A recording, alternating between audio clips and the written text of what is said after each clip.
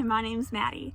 A lot of y'all know me from my quest to visit all 50 states for a beer and a hike, but today I want to talk about the gear I'll be using when I do my Minnesota adventure, which is hike the Superior Hiking Trail. One of my goals on this trip was to cut down weight from what I've carried in the past. So let me tell you what I did. An easy way to lose a few ounces is to cut your hair. Easy. So let's start with the big three: backpack, tent, sleeping bag. My backpack is the Diva 70 by Gregory. It's really a lot bigger than what I would prefer. 70 liters is a lot more than I need. However, this was $200 and I already invested in buying other new gear, so I'm gonna just keep going with this one. Why I bought it was that I have a curved shape in my back, so this part was really comfortable. I originally was going for a lot smaller pack, but when I tried this on, this felt the best on me, and I thought maybe I could just not put as much stuff in it. However, I wish I would have gone with a smaller pack. Anyway, for my tent, I have upgraded from a $75 tent from a company I never heard of that I bought in Australia to the REI Co-op Flash Air 1. Super light. You can use a trekking pole instead of the tent pole. However, I've only used this twice before, so I'm not super comfortable doing that yet, so I'll just go ahead and bring the normal tent pole. Sets up pretty easy. It kept me warm. The only thing I didn't like about this tent is that there was a lot of condensation, but you know, you can't have it perfect. Another upgrade that I kind of splurged on was going from a sleeping bag that's about this big to this. The brand is Nemo, and I guess the model is called Disco. It's 30 degrees and the lowest temperature I'm expecting is in the low 40s, so I think I'll be pretty good. It's a lot lighter, it's a lot fluffier, and I like the shape better than my old sleeping bag.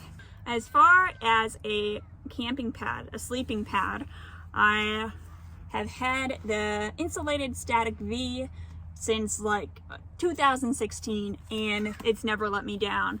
It's not super light, but it's pretty comfy and warm.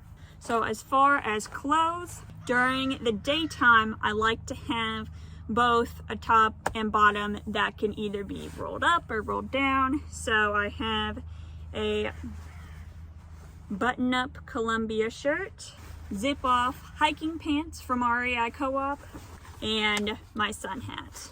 I'm also taking a head net for bugs as well as bug spray because I hear it's gonna be bad. For an extra pair of clothes and something warm to sleep in, I'm taking this base layer shirt. The brand is called Stoic if you're interested.